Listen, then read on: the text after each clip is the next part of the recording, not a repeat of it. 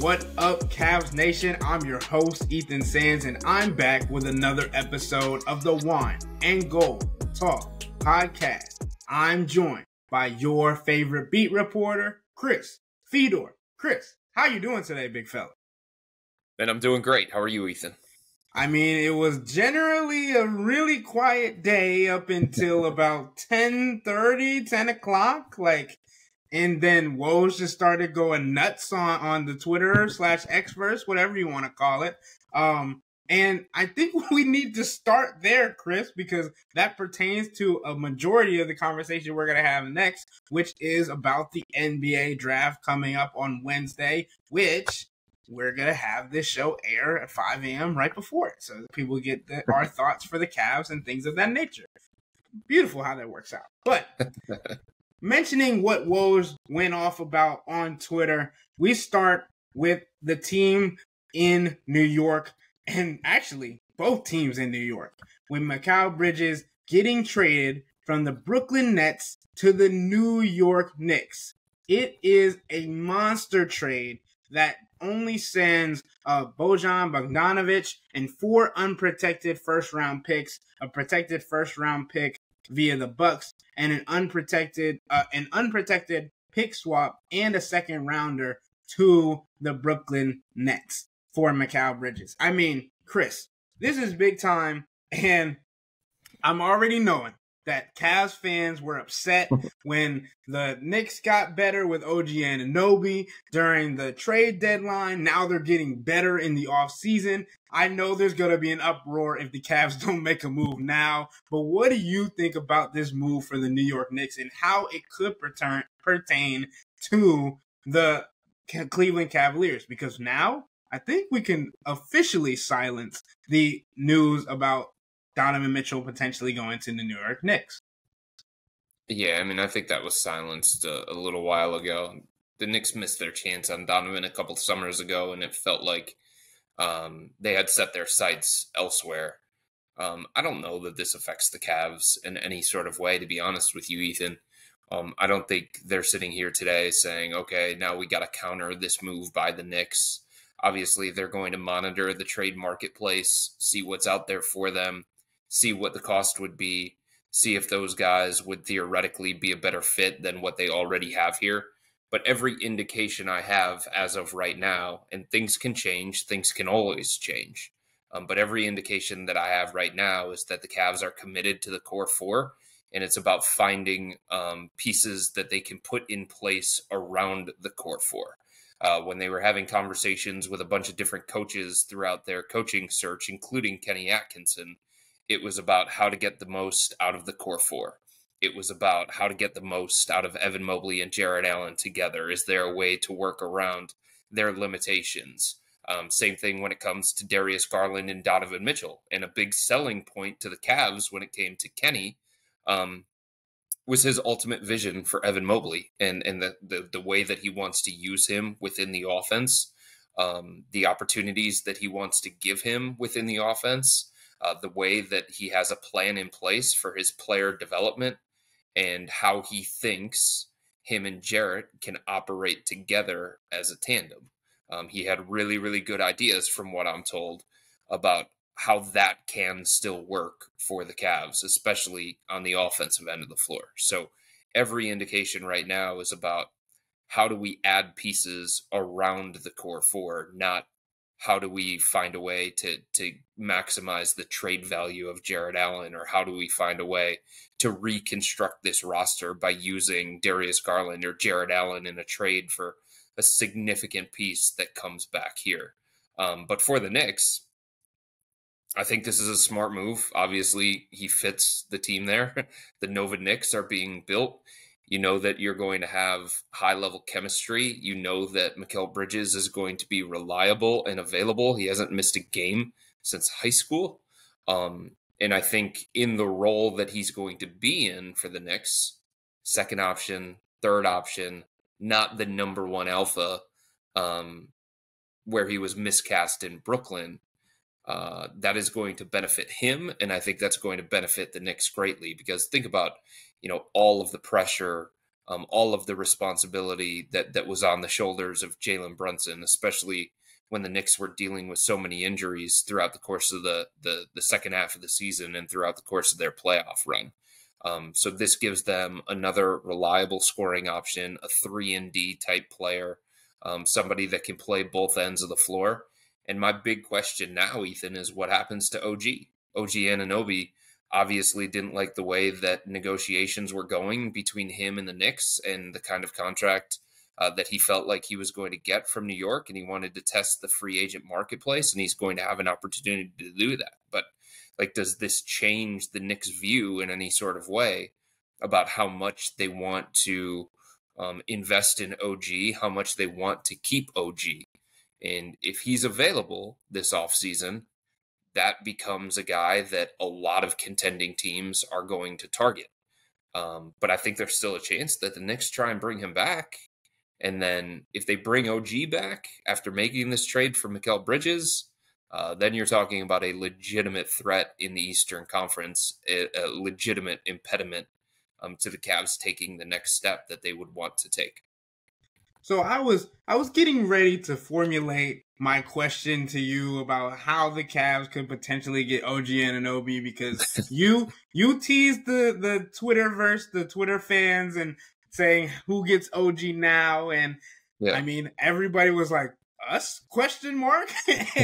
And as soon as I was trying to configure the words to put together to say that, Woj just came out with another tweet saying the Knicks are still determined to keep OG Anunoby in free agency, but the ability to re-sign center Isaiah Hartenstein becomes more difficult now because the Knicks are seemingly loading up on wings to match up with the NBA champion Boston Celtics.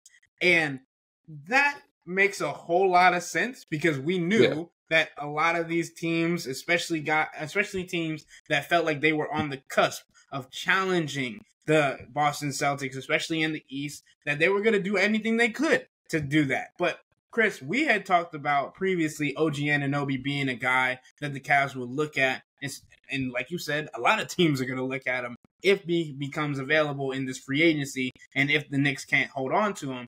How hard do you think the Cavs would go after him this offseason, especially knowing that they want to maintain the core four? Yeah, I don't see a logical pathway to it happening. You're talking about paying big time money and giving up assets in order for something to happen, and sign and trades become incredibly difficult to begin with. And I just don't think that the Knicks have much of an appetite for allowing him to leave and seeing him join another Eastern Conference contender or another Western Conference contender. Because here's the thing, Ethan. We understand that two-way wings in the NBA are a premium position. And if you have those kinds of guys, you are going to ask for a bounty in return, or you're not going to make them available. Think about what Mikal Bridges just went for. Like, that was a haul. He was also the centerpiece of the Kevin Durant deal. You know what I mean? So, like, that's the kind of value on a player like Mikal Bridges, on a player like OG Anunoby. Think about what the Knicks had to give up in order to get OG. So if you have those guys, number one, you're hanging on to them, or number two, you're asking for a bounty for them. And I just don't think the Cavs are in a position right now, Ethan, to give up a bounty, given everything that they gave up for Donovan Mitchell. They don't have the draft capital. They do have intriguing players like Darius Garland and Jarrett Allen, guys that would have value around the league. One of those guys could be a theoretical centerpiece in a blockbuster type trade. But the price for those kinds of players, whether it's OG, whether it's Paul George, whether it was Mikal Bridges, who a lot of people felt like nobody was going to meet Brooklyn's asking price until the Knicks did tonight. It's to me, that's going to be too costly for the Cavs to go down that road. And the Cavs are not going to have enough assets that are going to appeal to the team if the team was even willing to move off of that guy. Even Brandon Ingram, for all of the questions about him and all of the conversation that he's going to be traded, at some point this offseason, it's still going to be pricey to go out and acquire him, despite the fact that he's coming off a not so great year, didn't play all that well in the playoffs, and he's got a contract situation that any team that trades for him is going to have to figure out. And it's not going to be all that appealing to trade up, give up the assets that a team would have to give up in order to get him, then turn around and pay him a whole bunch of money after that. So even him, while his value is not to the same level as Bridges, it's not to the same level as OG Anunoby, that type of player is expensive or just not available on the marketplace for what the Cavs would be willing to give up. And you think about this Bridges trade, they went and gave up a haul of picks. And that is also something the Cavs simply don't have because of what they went and did to go get Donovan Mitchell. So saying that they could give up pieces is probably the only logical thing that they could do to go get OG Anunoby. And at this point, how logical is that? Not very. But the other thing, and speaking of trades and picks, I mean, the Houston Rockets went and made a big deal also today. And it was said, Woj tweeted that the implications of the Rockets landing the Suns picks was for Houston to trade for Kevin Durant. I like all of the news that was coming out, and then he just like puts a little blurb out about this Kevin Durant supposed opportunity to go to Houston, and then almost retracts it, not even like 10 minutes later, and goes, he's been told that as intrigued as the Rockets have been about Durant, they've determined they are determined to use the Suns picks to be aggressive on deals elsewhere now. Phoenix has made it clear that they want to run it back with this group, and Houston is seeking a major upgrade now.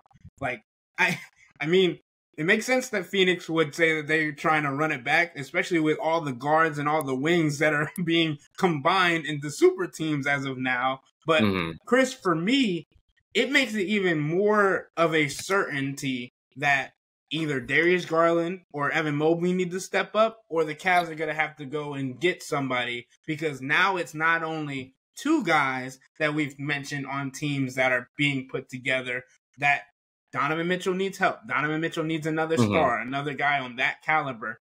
And it seems like we're almost, it feels like, to the age again of the super team with the Knicks, the Boston Celtics, and then you also think about the Phoenix Suns, but they're on the bottom tier of that because they haven't had as much success.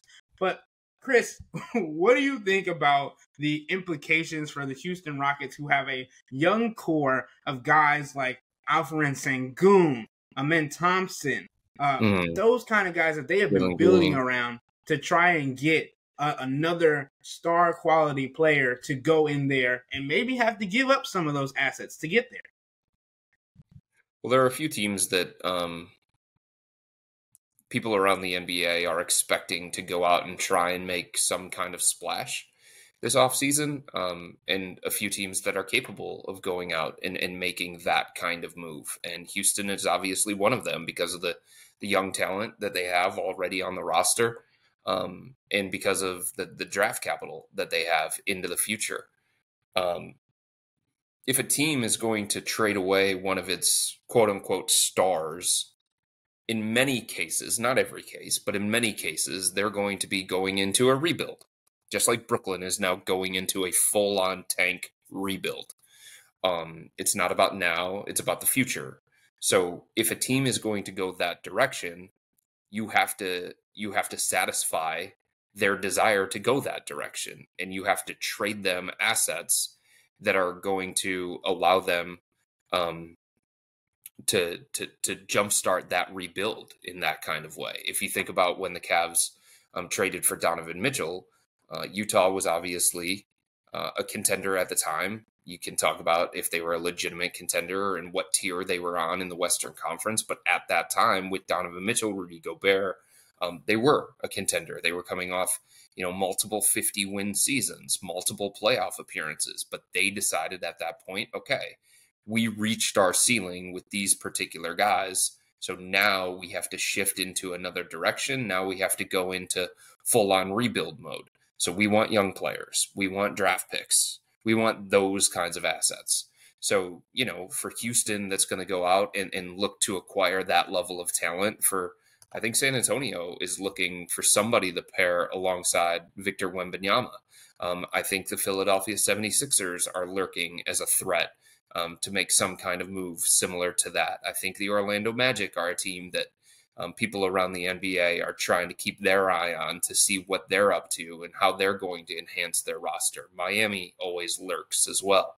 So those kinds of teams, if they're going to go out and acquire that kind of talent, that kind of win now talent that's going to allow them to, go from good to great, playoff team to legitimate contender, however you want to classify it, the team that has that star, that quote unquote star, is probably going to be looking at, all right, we're going to go a different direction.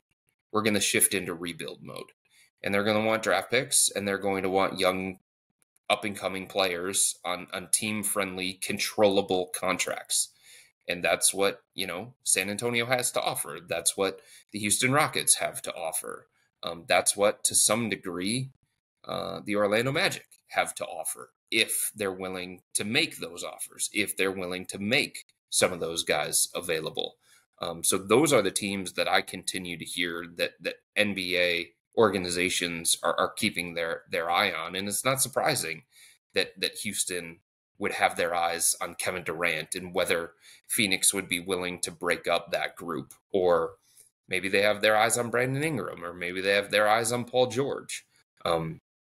There's a belief around the NBA that is a team that is trying to take the next step, and they're trying to not skip steps, but accelerate their timeline for contention in a way that requires them going out and adding another piece to what they already have there.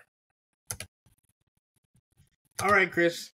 Speaking of draft picks, which we have done a lot already in this podcast, the NBA draft is tomorrow.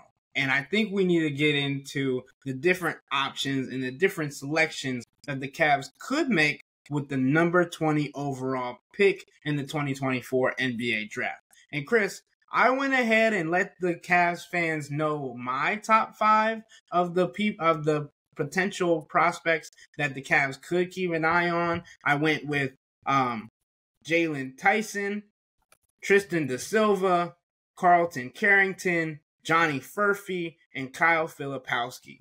So that was my top 5 for the Cavs. Mm-hmm. What do you think? What's your top 5, and who would you be putting up like that? Yeah, I think we have some crossover there for sure. I like Kyle Filipowski. I think he would be an interesting fit for the Cavs.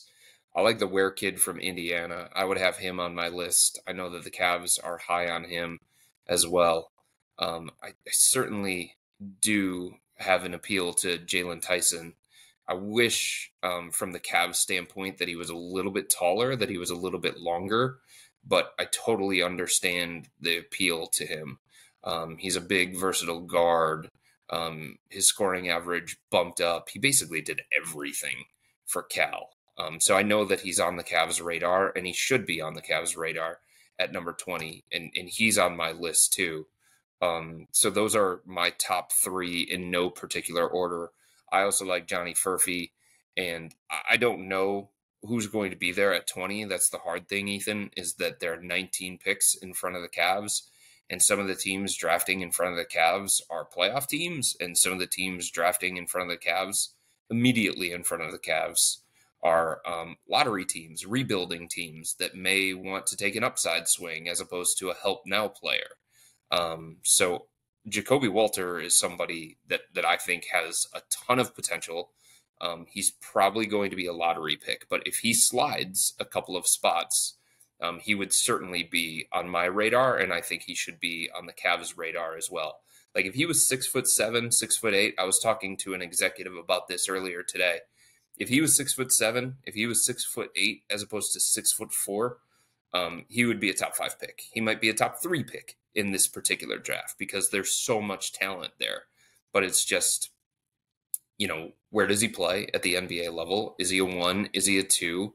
If you do play him at the 2, Are you okay with those size limitations?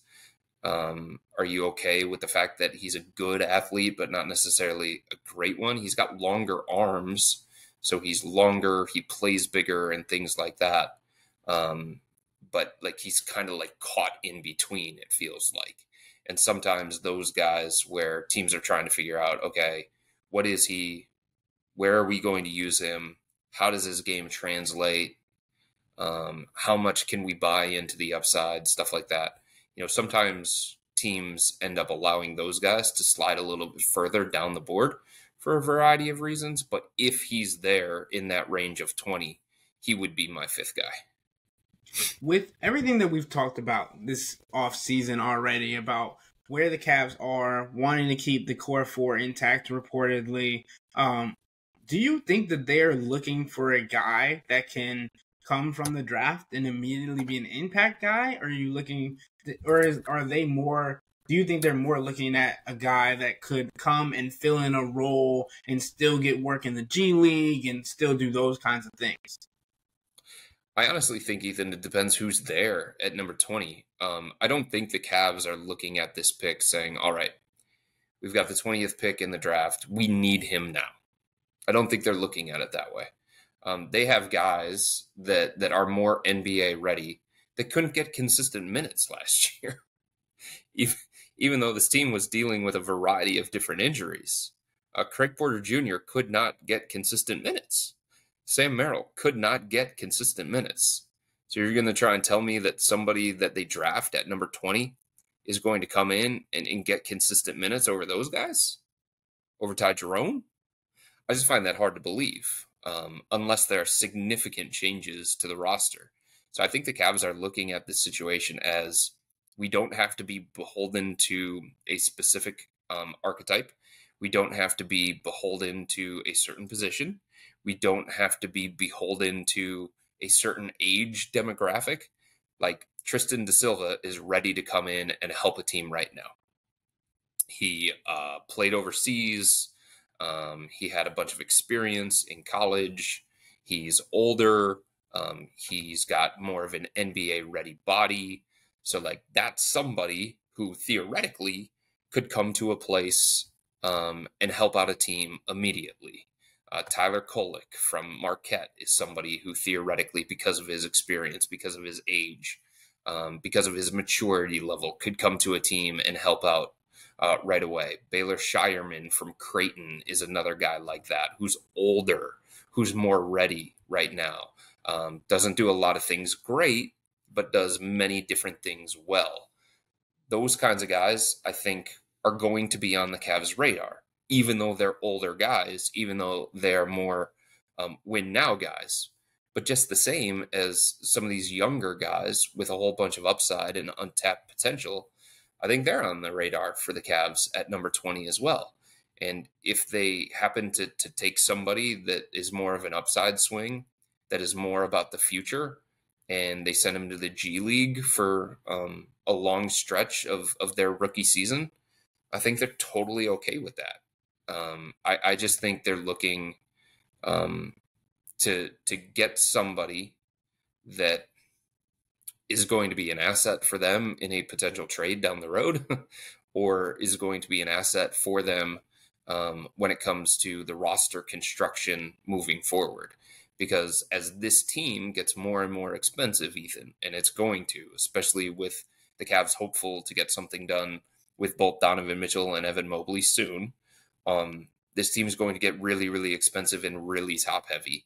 And having, young players early into their contract on a team-friendly contract really helps you with roster flexibility, optionality, salary cap flexibility, all that different stuff can be really beneficial into the future.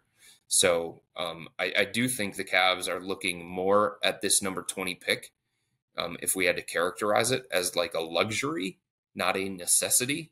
And that's a really good place for a team to be in, like the Cavs.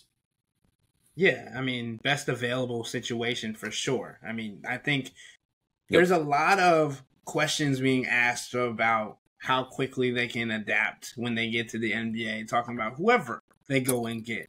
Because there was no expectation for Craig Porter Jr., and then he came and, like you've said before, was a revelation in his rookie season. And now it seems like for a lot of Cavs fans, that is the expectation for whoever the next rookie is. Because how are you going to have an undrafted rookie come in and get a full-time contract his first year, and then also going to have a number 20 overall pick, and he's going to be stuck in the G League for however long? And I don't think in this situation you have to hold it against whoever they go and draft that he was the number 20 overall pick. Like, right. Depending on who they get, depending on the age of the guy, depending on all of the things that he experienced in college, that's going to differ how he adapts to the NBA. I was really high on if we're giving top threes, I was really high on Jalen Tyson. I mean, I watched some of his highlights from California. Like you said, he was able to do everything. He felt like he was bringing out the ball. He was explosive. He was able to knock down his shot. I read some profiles on Jalen Tyson, and they were saying that he was getting a lot of work in on his three-point shot, which I love for this Cavs team. But I think it's important that you also have the idea of Kyle Filipowski and Tristan da Silva. Like you said, obviously Tristan da Silva and Kyle Filipowski may not be there at the number 28 pick, but Kyle Filipowski, your article about him talked about the him being kind of comparing to Lauri Markkanen and having that potential for a three big lineup again. And we know how much Cavs fans enjoyed that. We know that he also can grab boards. He can shoot the ball from the outside, so it wouldn't be like he's breaking into the paint every possession and clogging it up as much as Evan Mobley and Jared Allen seemed to this last season. And also, Tristan da Silva, like you mentioned, is a guy that has had a lot of experience, is from Germany, got overseas experience, and that is a different aspect that comes in. But if you look at it as well, if you go and get a guy like Johnny Furphy, sure, he has the pedigree. He's a freshman though. He's young. Right. Like, and some of these guys came out of nowhere. Correct. And it was more so on the NCAA tournament. Like, it was last minute.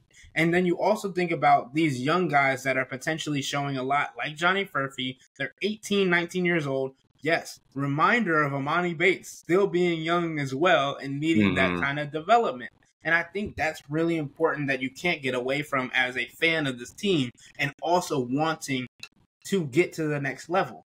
The Cavs have a good roster, and I don't think that can get lost. But this offseason, it's felt like already people have been like, we need to go do something. Well, they didn't do something at the trade deadline and ended up still getting to the Eastern Conference semifinals.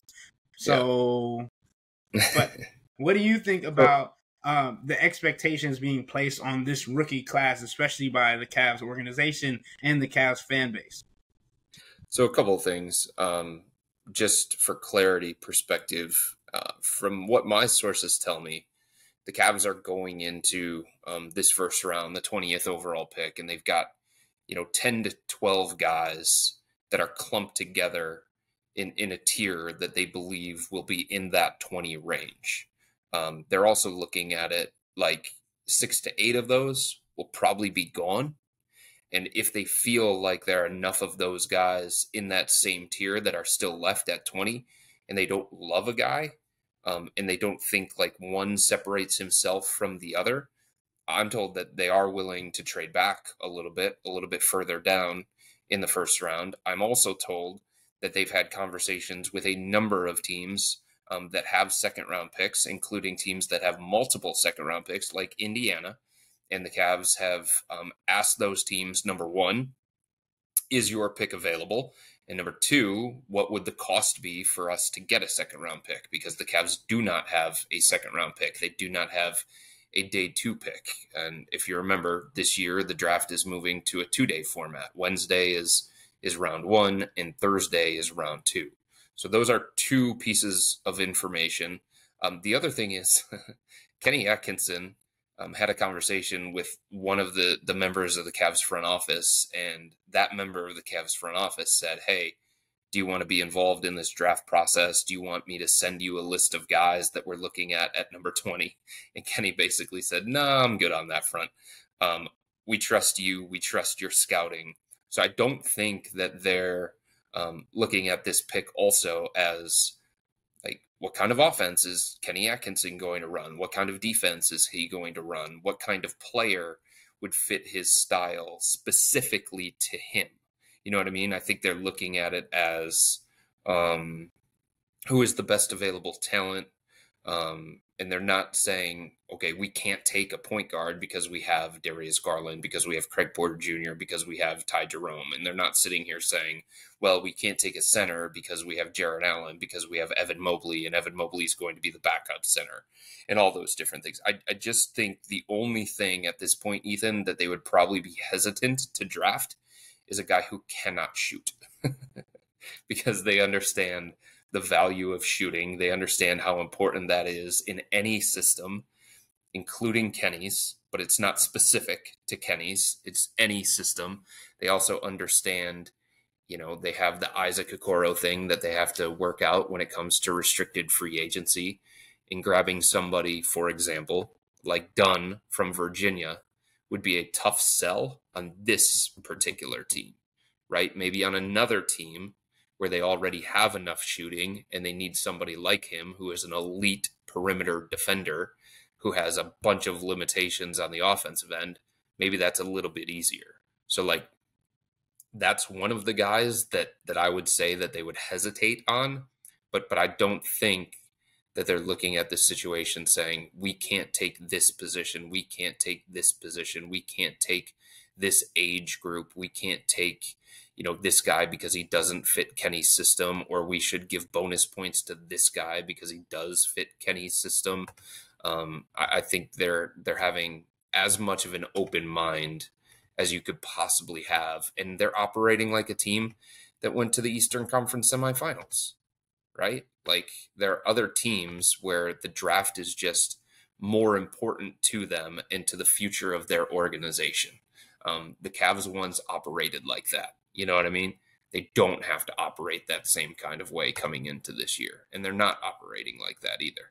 The other thing is, some of the guys that could potentially still be on the board at number 20 could also go higher. They could also go in the lottery. They could go in the top 10. The Cavs didn't get an opportunity, I'm told, to work out all the guys that they wanted to. And look, an individual workout held at a practice facility is probably like 5 to 10% of this whole evaluation process.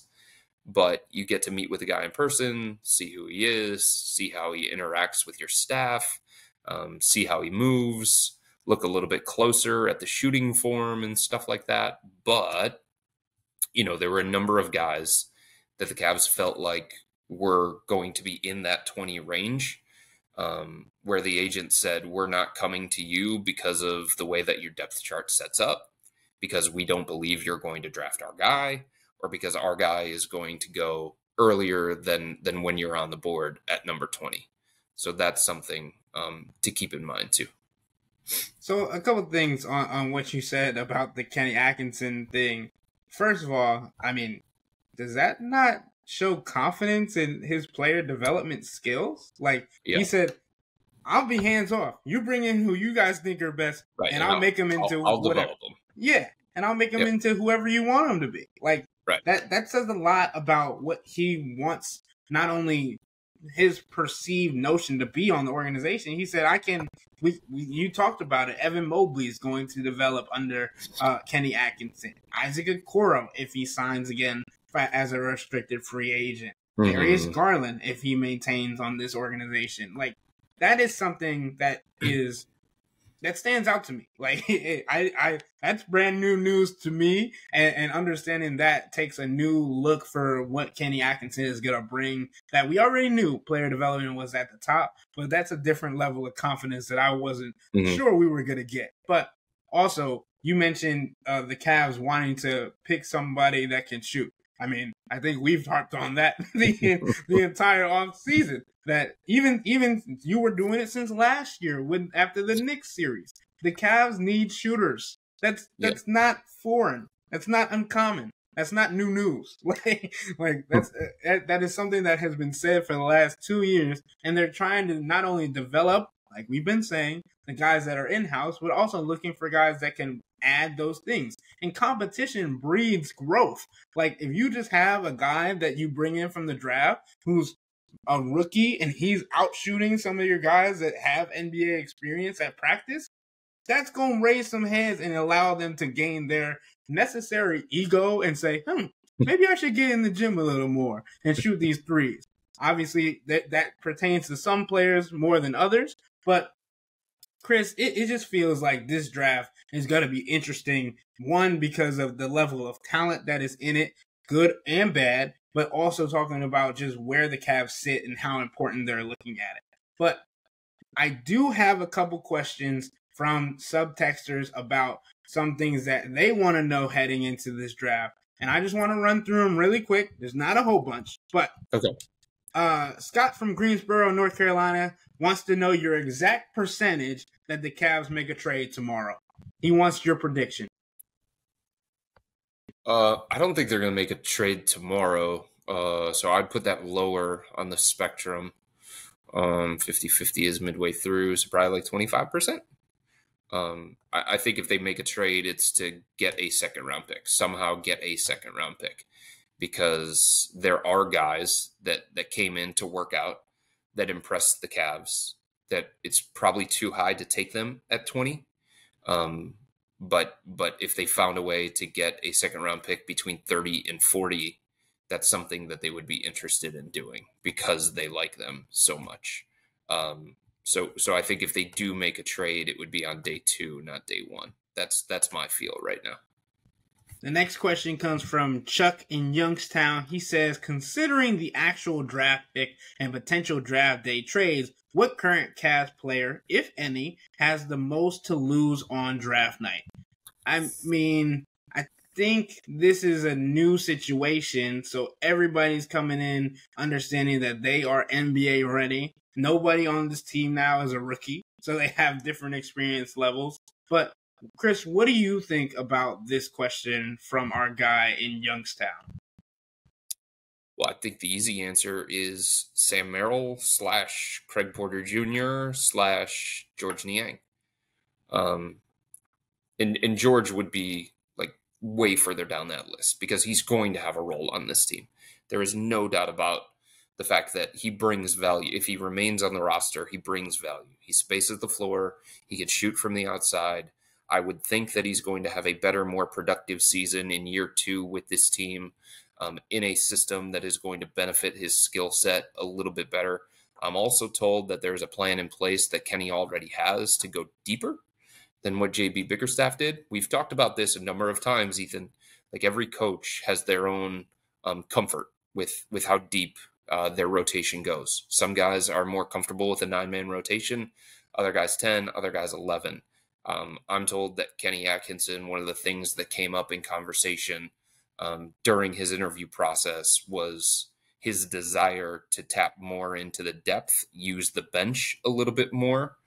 So I do think George obviously is going to have a place in this rotation if he remains on this roster. But like, if they draft Kyle Filipowski, that kind of skill set that makes George Niang valuable is one that Filipowski is also going to have. And then obviously it comes down to NBA level readiness. But, there are guys in that 20 range that do some of the things that George does from a skill set standpoint. So I think, that puts him a little bit in danger of having his minutes cut into maybe, possibly, eventually in the second half of the season. But the two that stand out to me are like the bubble rotation guys, because pick number 20 is not getting in your 8-man rotation, right? Pick number 20 is not getting in your top 9. Pick number 20 is, depending on who it is guy number 11 in the rotation, guy number 12 in the rotation, the guy that the Cavs would go to if somebody's in foul trouble, if somebody's hurt, if he's ready for that level of responsibility in that particular role. And, the bubble rotation players, if you want to classify them as that, it's Sam Merrill and it's Craig Porter Jr. I think for me, I agree with you. I mean, obviously, Maybe Ty that's Jerome too. I didn't even think about Ty Jerome because, my God, so out of sight, out of mind because he played what, like 30 minutes for the Cavs in his first season. So Ty would be the other one too. yeah. That's where I was gonna go. I was gonna say Ty Jerome definitely would be my number one on that list to be wary. But I mean, for me, like, I definitely agree with you because those guys are lower on the totem pole. They got less minutes, but with Kenny Atkinson wanting to go deeper and things of that nature, that opens up the opportunity for Sam Merrill, who is a specialist, who learned more so what he's going to be against this coming season from last season, because that was the first time he was seeing people guard him like they did last year. Craig Porter Jr. was a guy that earned a full-time contract in his first year. We talked about Craig earlier in this podcast and what he was able to accomplish in his rookie season. And the organization, as we've learned from this past season, likes both of these guys. So when it comes to who needs to be wary about minutes, that's more so what I would be thinking, rather than like, oh, we're not going to see them again because this guy is coming in to take their spot. Also, most of the guys that we're looking at don't play the same position as Sam Merrill or Craig Porter Jr. So that might help their case as well. But, Chris, last question from subtexters before we get out of here. It comes from Evan in Lyndhurst. He says, I remember LeBron traded just about every first-round pick we had when we were trying to win championships. Are we really going for it? Are we trying to develop a young team? First of all, there are rules that they have to abide by when it comes to this particular pick, based on, what they've already traded into the future. So that's part of this.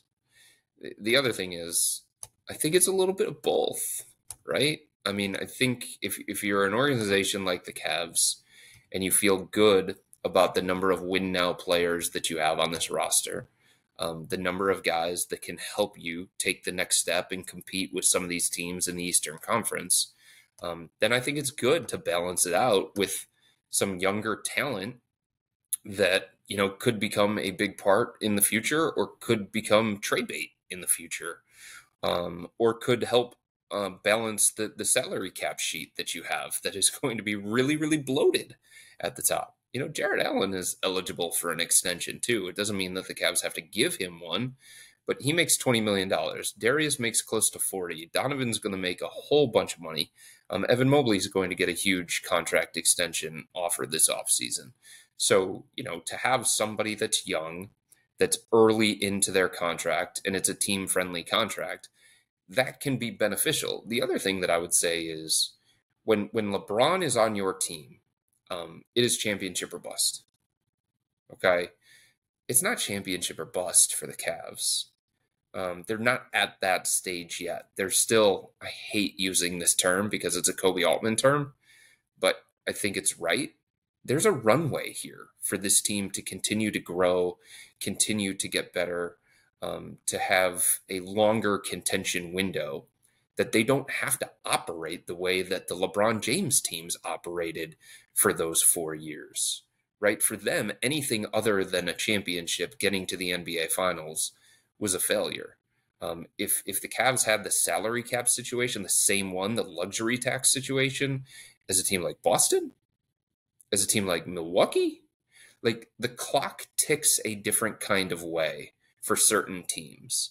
And I just don't think that the Cavs clock is ticking as rapidly as the Cavs from those 4 LeBron years, or from, some of the other teams that I mentioned currently in the NBA that stand in the way of the Cavs potentially getting to the conference finals or the NBA finals or winning a championship. Yeah, I mean, Chris, we just talked about the New York Knicks making a splash in the trade market that may change expectations, but I know Donovan Mitchell has definitely gotten more fuel on the fire, especially with it being the Knicks for this next season and trying to get to the Eastern Conference Finals, which would mean more than likely that they would have to get past either the Boston Celtics or the New York Knicks. But I just saw, for some fun things to end the podcast, Chris, because we got into some seriousness. Now we got to get into some fun things. I mean, I just saw on Twitter or X or whatever you want to call it. I don't think I'm going to call it X unless I have to formally. But the new New York Knicks are already on the phone. The Villanova boys are already on the phone together on FaceTime. Mikal was on with the phone with Jalen Brunson, Dante DiVincenzo. Like, these guys are like, and I remember Woj tweeted, and then Jalen Brunson just tweeted, "Oh my God!" This is a situation that players, especially when you talk about the camaraderie and the chemistry of a team that already is like the Knicks, like. You can only get so good when it comes to the chemistry, and having a starting lineup majority made potentially of guys who played in college together, like, that's insane. But also to say somebody else was in New York today that we know of, and that's Donovan Mitchell. He was at the New York Mets versus New York Yankees game, the Subway Series, and Donovan's at the game tweeting his butt off. And Aaron Judge gets up with the bases loaded and he tweets, "If Aaron Judge hits a grand slam, I'm gonna delete my Twitter." Promptly, not a minute later, Aaron Judge hits a home run. Yeah, and Donovan Mitchell says, just quotes his tweet and says, "GTFOH." You can figure out what that means if you know what that means for the listeners. But his Twitter is still active, by the way. It is. I'm on it right now. Trust me. I mean, oh my goodness. And Donovan's doing these like day in a life videos on Instagram. Like, so we get to see him in the gym doing some jogs at his home over his Louisville Cardinal little face paint thing. I mean, oh my goodness. So yeah, it's been an active day on social media for the nighttime crowd, and that's the beauty of getting to record this podcast around 10:30, 11:30 at night. I was pumped about the Aaron Judge home run. I was watching that live on TV because I actually took him on FanDuel Dinger Tuesday. So him hitting that home run was really, really beneficial to me. I'm sorry that it wasn't so much to Donovan Mitchell. And if that means that, he has to delete his account and stand by his word, which he's not going to, by the way. But if it did mean that, I'm sorry for him, but I benefited greatly from that home run. I mean, Donovan also got to take BP ahead of the game. And I mean, the swing doesn't look horrible.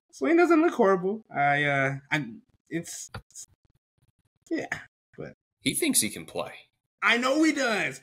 Oh my God. I remember we were talking during the season last year with Darius Garland when he was going to throw out the first pitch at the Guardians game. Oh, yeah. And I was like, "What are you going to throw?" And he was like, "Probably some off speed." I'm like, "Come on, dog." And Donovan obviously was there. And the next day they came to the Rocket Mortgage Fieldhouse, and all I heard was Donovan talking smack.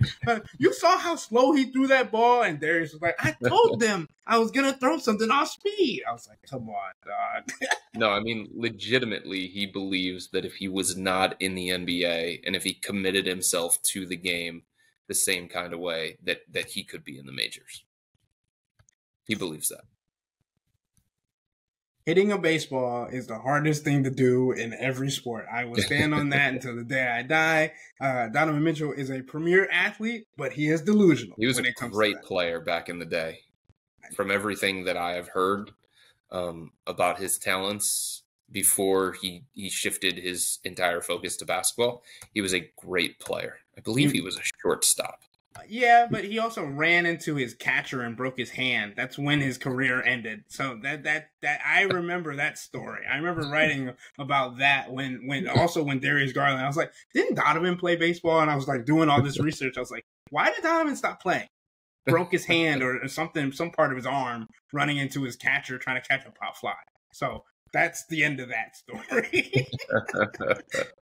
I think the catcher broke his jaw or something. So yikes! Safe to say, Donovan's still the strong man that we know him to be. But I once plowed over a guy at home plate playing competitive softball at Softball World, and he chased me into the dugout, like wanting to fight me. And I said, hey, man, like, these things happen at softball world. This is a competitive league. Like, your guy took our guy out, breaking up a double play at second base. Like, don't get all angry with me that you were blocking the plate and I needed to find a way to get to home. I wasn't going to jump over you.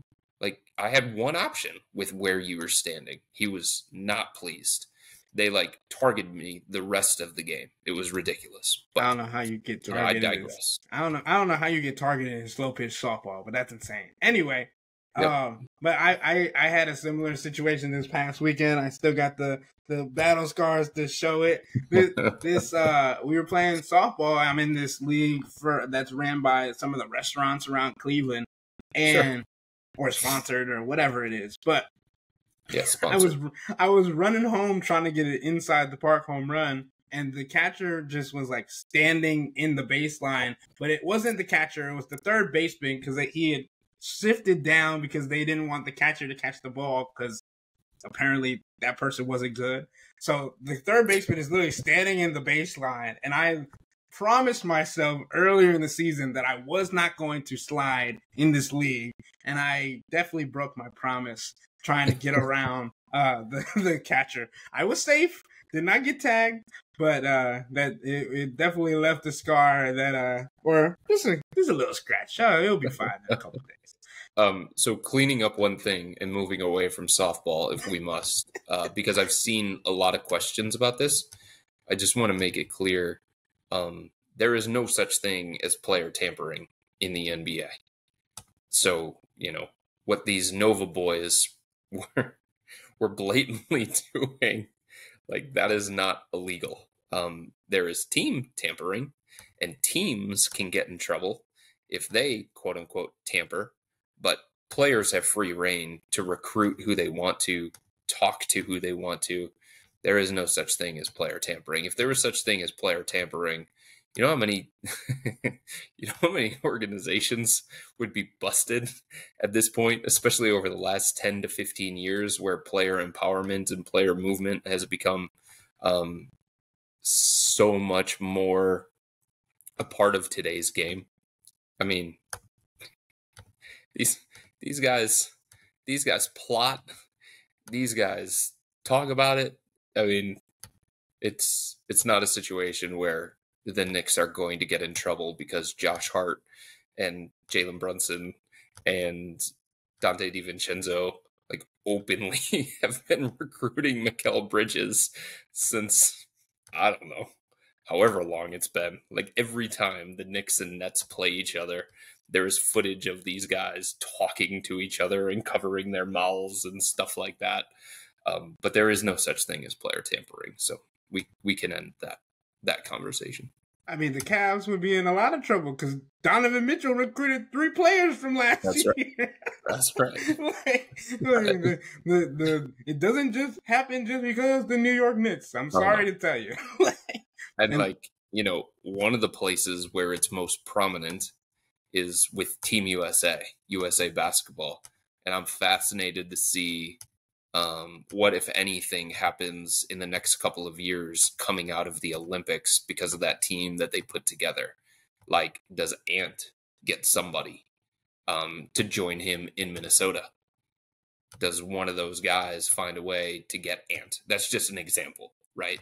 But, there are often USA-type connections that can lead to that sort of thing. And I think it's going to be fascinating to follow that. Just throwing it out there. And I think that's a great way to end today's podcast on the Team USA Olympic note. But with all that being said, that'll wrap up today's episode of the Wine and Gold Talk podcast. But remember to become a Cavs insider and interact with Chris and me by subscribing to Subtext. We'll let you know who the Cavs select with the number 20 overall pick in tomorrow's draft if you don't have access to watch it yourself. So to get this information, sign up for a 14-day free trial or visit cleveland.com/Cavs and click on the blue bar at the top of the page. If you don't like it, that's fine. All you have to do is text the word STOP. It's easy, but we can tell you that the people who sign up stick around because this is the best way to get insider coverage on the Cavs from me and Chris. This isn't just our podcast, it's your podcast. And the only way to have your voice heard is through subtext. Y'all be safe. We out.